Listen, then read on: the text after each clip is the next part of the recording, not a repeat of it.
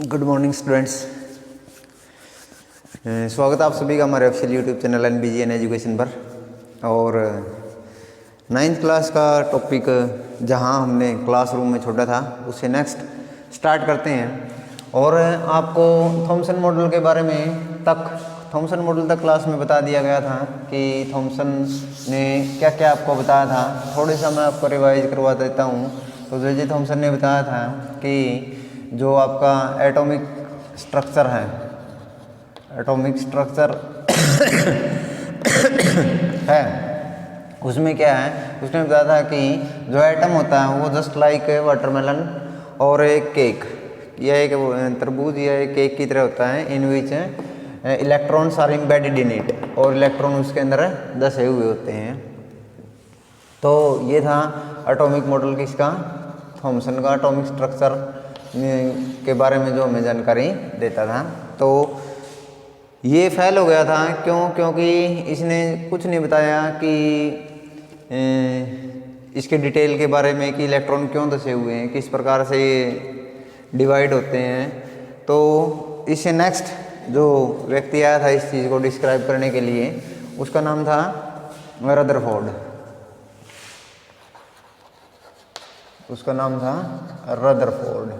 तो रदरफोर्ड के मॉडल के बारे में भी आपको थोड़ी सी बेसिक जानकारी आपको दी थी। रदरफोर्ड मॉडल क्या था, रदरफोर्ड मॉडल में था कि रदरफोर्ड ने गोल्ड फॉइल के ऊपर एक्सपेरिमेंट किया था। क्या किया था, गोल्ड फॉइल के ऊपर एक एक्सपेरिमेंट किया था, यानी एक सोने की पत्ती के ऊपर, यानी गोल्ड फॉइल के ऊपर, सोने की पत्ती के ऊपर एक एक्सपेरिमेंट किया था। उसने अल्फ़ा पार्टिकल्स यानी हीलियम के जो पार्टिकल्स हैं उनके ऊपर, हीलियम पार्टिकल्स उनकी बम्बार्डमेंट की थी, यानी वो इसके ऊपर फेंक के मारे थे। एक किस्म से आप ये कह सकते हो। यहाँ एक स्लिट लगा दी गई थी जो उसको एक ही डायरेक्शन में मूव करने के लिए, अल्फ़ा पार्टिकल्स को एक ही डायरेक्शन में मूव करते थे। तो ये गोल्ड फॉइल एक स्लिट लगा दी गई है।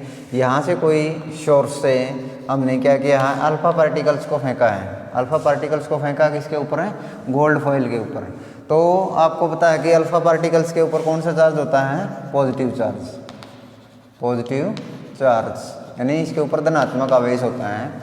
और आपको ये भी इन शॉर्ट पता होगा कि जो पॉजिटिव और पॉजिटिव है एक दूसरे को क्या करते हैं, रिपेल करते हैं, और पॉजिटिव नेगेटिव एक दूसरे को अट्रैक्ट करते हैं। यानी लाइक चार्ज एक दूसरे को रिपेल करते हैं और अनलाइक चार्ज एक दूसरे को अट्रैक्ट करते हैं। तो अल्फ़ा पार्टिकल्स की जब बम्बार्डमेंट की गई तो उसने क्या देखा, उसने 2 से 3 चीज़ें देखी और इनको रिकॉर्ड किया कि क्या क्या चीज़ें उसने देखी। हम इसके बारे में देखते हैं। तो उसने ऑब्जर्व किया, उसकी ऑब्जर्वेशन थी ये, किसकी, रदरफोर्ड की ऑब्जर्वेशंस थी। रदरफोर्ड ने क्या ऑब्जर्व किया कि most of the alpha particle past state, most of the alpha particle, यानी बहुत से जो हीलियम के पार्टिकल थे या जो अल्फा पार्टिकल थे past straight through the gold foil, वो गोल्ड फॉइल के अंदर से सीधे चले गए। द गोल्ड फॉइल, वो गोल्ड फॉइल के अंदर से स्ट्रेट चले गए, सीधे चले गए। ठीक है। दूसरा उसने क्या चीज़ देखी थी, दूसरी उसने ये चीज़ देखी थी कि most of the alpha particles went straight. दूसरा almost 12,000 in one, almost 12,000 in one, लगभग 12,000 में से एक अल्फा पार्टिकल इन वन, या in single alpha particle, single alpha particle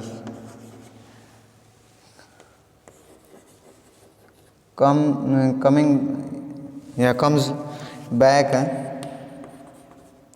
at 180 degree, यानी लगभग 12,000 में से एक पार्टिकल, मतलब most of the alpha particle तो क्या चले गए, वो स्ट्रेट चले गए। लेकिन 12,000 में से लगभग एक पार्टिकल क्या हुआ, जिस दिशा से गया था उसी दिशा से 180 डिग्री से वापस आ गया। और तीसरी उसने चीज़ जो ऑब्जर्व की थी, some of the alpha particle, some of the alpha particles, some of the alpha particles deflected through some angle, deflected through some angle, यानी किसी न किसी कोण से वो क्या हो गए, विचलित हो गए। यानी किसी न किसी कोण से वो क्या हो गए, विचलित हो गए, यानी किसी न किसी, मान लिया स्ट्रेट जा रहे थे, थोड़े से यूं घूम गए, कुछ अल्फा पार्टिकल क्या हुआ इसके अंदर से यूं घूम गए।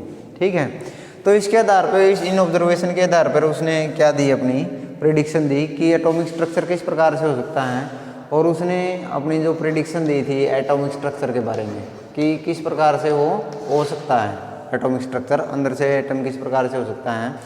तो जो most of the alpha particle straight through the gold foil जो पास हो गए थे, उसके आधार पर इसने कहा कि इन एटम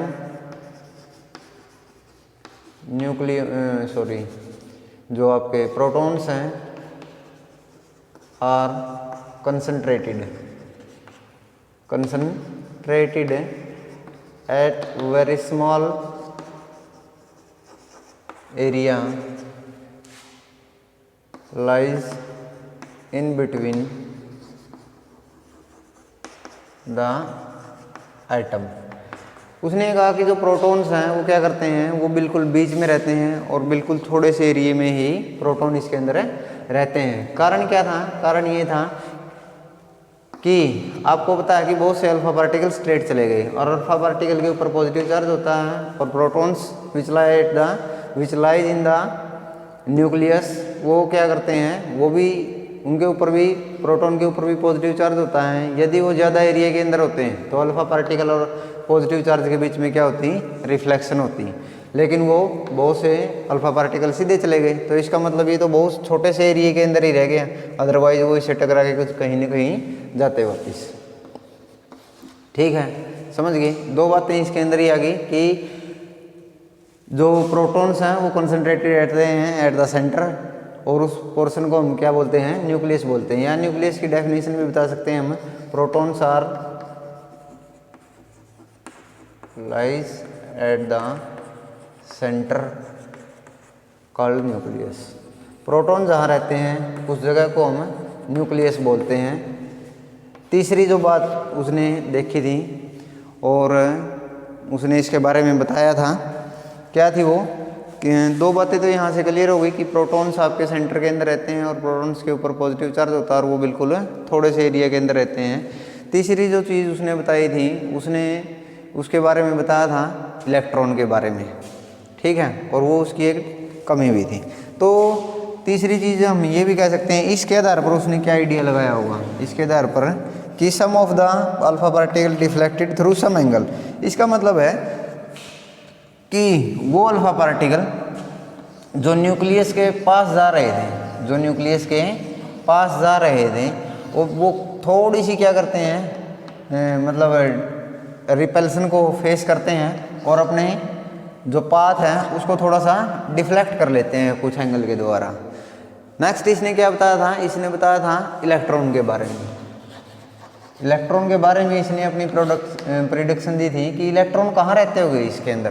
तो उसने बताया था एटॉमिक स्ट्रक्चर के में कि फॉर एग्जांपल मान लिया उसका ये एटॉमिक स्ट्रक्चर इस टाइप का हो, जिसके अंदर ये प्रोटॉन्स है, ये आपका न्यूक्लियस है, न्यूक्लियस इसके इन बिटवीन लाई करता है और ये थोड़ी सी जगह के अंदर ही लाई करता है। तो उसने ये बताया था कि electrons are revolving around the nucleus. उसने ये बताया था कि इलेक्ट्रॉन है ना, वो क्या कर रहे हैं, इलेक्ट्रॉन्स आर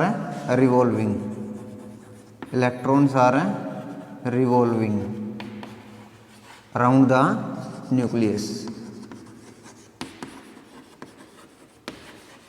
उसने बताया कि जो इलेक्ट्रॉन्स है वो न्यूक्लियस के अराउंड रिवॉल्व कर रहे हैं and continuously meeting the energy and continuously radiating भी बोल सकते हैं, मीटिंग द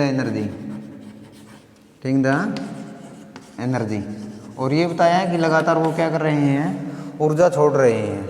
ठीक है, तो ये कंप्लीट रदरफोर्ड का एटॉमिक मॉडल था जिसने उसके बारे में उसने मतलब एटॉमिक स्ट्रक्चर के बारे में प्रेडिक्शन दी या अपने विचार लगाए कि इस प्रकार से ये चीज़ें हो सकती हैं।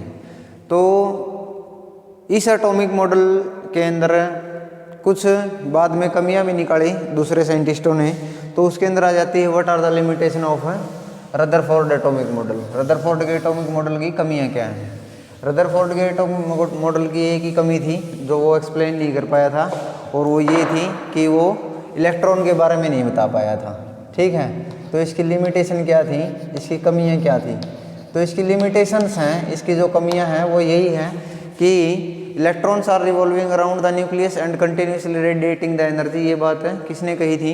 ये बात रदरफोर्ड ने बताई थी अपने एटॉमिक मॉडल में। इसकी लिमिटेशन के अंदर सबसे बड़ी ये बात थी कि if electron is revolving around the nucleus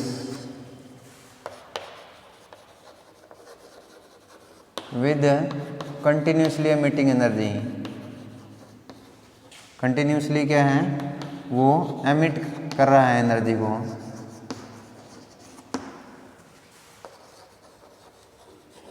then a time will come, a time will come when all the energy of electron is lost, when all the energy of electron is lost and it ultimately falls in the nucleus, यानी एक समय ऐसा आएगा जब उसकी सारी की सारी ऊर्जा समाप्त हो जाएगी और वो किसके अंदर गिर जाएगा? न्यूक्लियस के अंदर गिर जाएगा। यानी जहाँ प्रोटॉन रहते हैं वहीं ये इलेक्ट्रॉन जो इसके अराउंड रिवॉल्व कर रहा था वो इसके अंदर ही गिर जाएगा।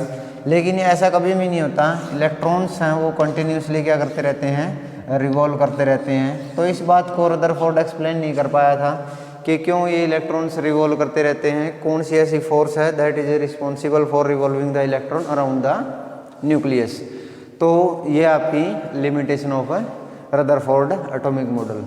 तो बच्चों ये था आपका रदरफोर्ड कंप्लीट एटॉमिक मॉडल।